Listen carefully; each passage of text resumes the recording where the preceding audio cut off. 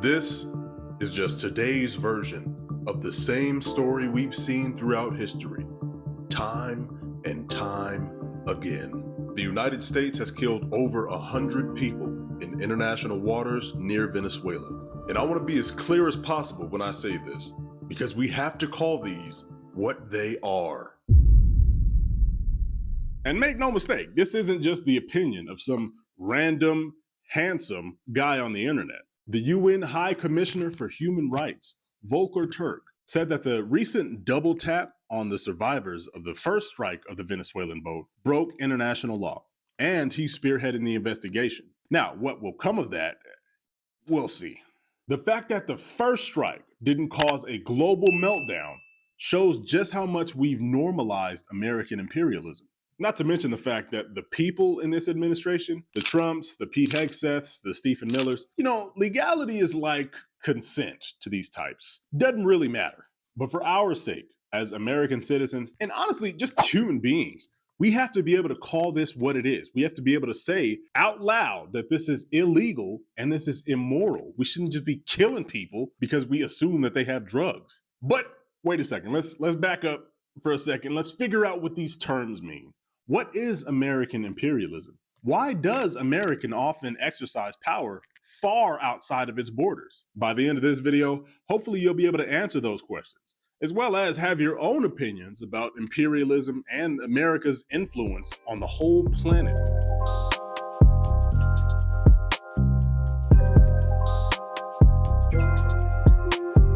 Let's take this now beacon of international attention we have, and let's use it. Let's start with the fact that we're living in a goddamn Simpsons episode. I knew about the very first strike that we did on a boat near Venezuela. You want to know how I knew?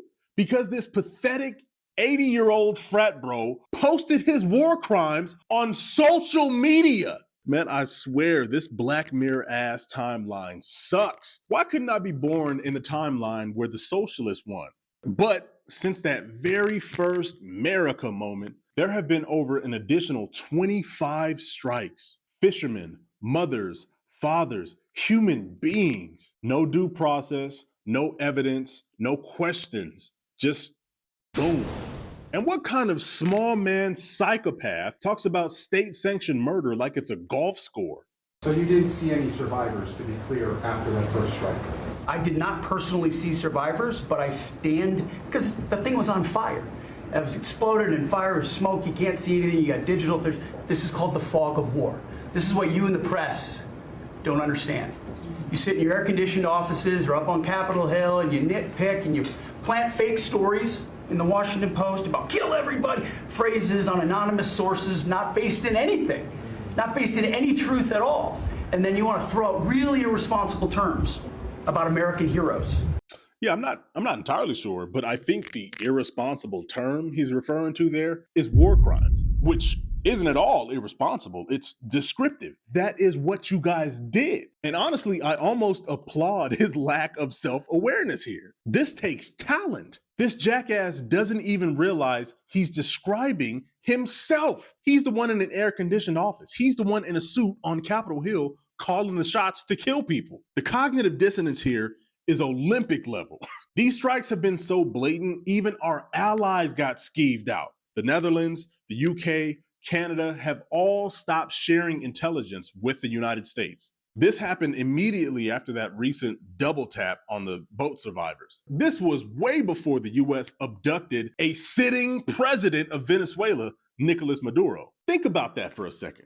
When imperialists tell you you're being too imperialist, bro, you jumped out the window. You need to relax. But these strikes are not the point. The strikes are just the symptom. I want to talk about the disease. I want to talk about the why. Now, let's for a second pretend this is not a fascist regime and the president doesn't actually lie more than he breathes. And let's take them at their word for it. Okay, this is about drugs. Okay, fine. Yeah, I'll believe it. I'll buy it. First question though, where the hell is the DEA? The Drug Enforcement Agency? This is their whole bag right here. Where's the CIA? We literally created these multi-billion-dollar agencies to handle these specific tasks. And for some reason, the president and his weak-ass cronies are doing it? What is happening here? But under this same administration, none of the agencies, none of the people, None of anybody involved with these strikes have offered a shred of evidence linking anybody to drugs or anything. And that's probably because you can't really provide evidence for fabricated bullshit.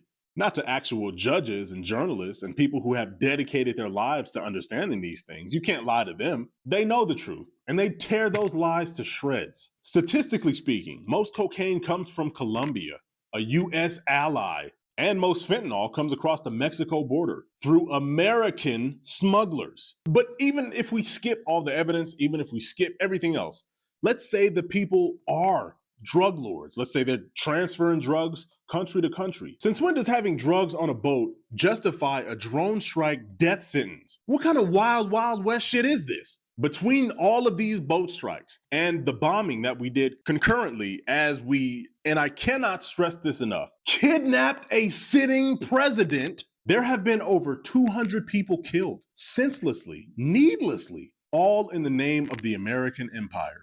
And after this recent kidnapping, I fear that this is only the beginning for the people on the ground in Venezuela. But as we keep watching these atrocities committed by our government, we can at least have a clear-eyed understanding of what is happening, why they're doing this. No legitimate government operates this way.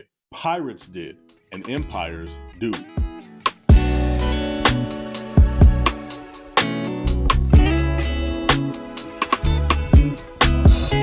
And this is where we see the truth, from the past all the way to the present. Throughout American history, the leaders exploiting the resources of another country at least had the decency to come up with a good lie. Manifest destiny, or spreading democracy, or weapons of mass destruction. They were narratives at the very least, doing their best to carve out some form of plausible deniability so that people supporting the empire could at least imagine or pretend that they were supporting the good guy, that they were on the right side of history. But this? A direct military threat to the United States of America. They're trying to drug out our country. This shit is just lazy. And that laziness helps us reveal the raw, ugly truth. These actions are really about two things: oil and control. And that at its heart is what American imperialism is. America forcing itself into another country to exploit their resources to our benefit. Venezuela has the largest proven oil reserves on the planet. The US wants that oil, for sure, but more importantly, they want control of the international oil market. Venezuela, along with Russia and China, are part of the BRICS nations, and that's a direct threat to United States financial control over the world market. The US doesn't just want to use it, they want to decide who else gets to have it, and on what terms. So the strategy we see is straight from the Regime Change Handbook. Stigmatize, strangulate, destabilize. For the stigmatized step, we call them dictators, narco-terrorists, gangsters, flood the media with propaganda, the real idea of their illegitimacy. For the strangulate step, you hit them with crippling sanctions that devastate the already strained economy. Sanctions that, by the way, the UN says are illegal and are directly responsible for tens of thousands of deaths in Venezuela. The destabilize step, this is where you're funding opposition groups, you're supporting coup attempts, and you're creating conditions so miserable that people on the ground, people in Venezuela, beg for an intervention. An intervention that just so happens to hand the oil reserves to a US-friendly corporation. The same rinse and repeat process that is currently underway in Nigeria, for perceivably the same reason. Nigeria is the largest oil producer on the continent of Africa. We've already manufactured illegitimacy by saying that there's a Christian genocide in Nigeria. And we've even had famous people from America speak up to defend it. A claim that, of course, is not true and debunked by authorities inside Nigeria. But, as we see, doesn't matter, because on Christmas Day, Trump bombed Nigeria. Also illegal, by the way, because this bombing, of course, was not approved by Congress, as all military action has to be. But hey, we're just running the numbers up. Who cares about these illegalities, right?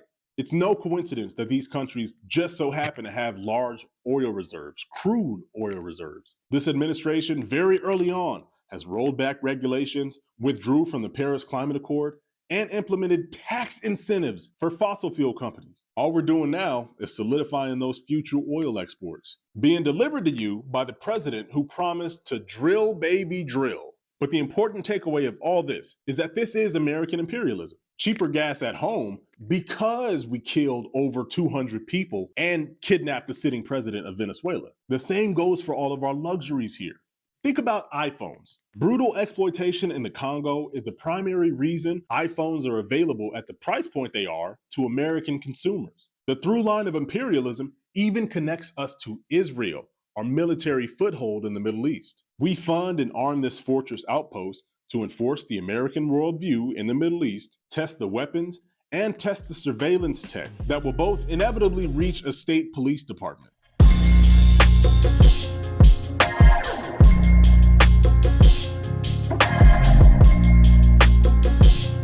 The honest, uncomfortable truth is our luxuries, our material comforts, our security are built on the invisible, brutalized labor of people at the very start of these supply chains. So when you see headlines that talk about drone strikes on drug boats, or when you hear a politician talk about a vicious dictator somewhere, I need you to see through the bullshit. The drug war is a costume, and imperialism is the actor. The goal is to roll back any nation that dares to use its resources outside of the US-dominated financial system. It's no damn coincidence that both of these countries have nationalized their oil resource. It's just that in America, and specifically with this Trump regime, they're just not hiding the playbook anymore. They're posting it on social media, which is nobody is going to tell me that that is not insane. War crimes on your fucking Twitter? Like, oh my. Our job is to not look away, refuse to look away. We have to connect the dots from the drone strike in the Caribbean to the resource war that was planned in the conference room. Because if we don't call out this performance, we become unwilling extras in this tragedy. And I, for one, am tired of this weak-ass script. Thanks for watching. I'll see you in the next video.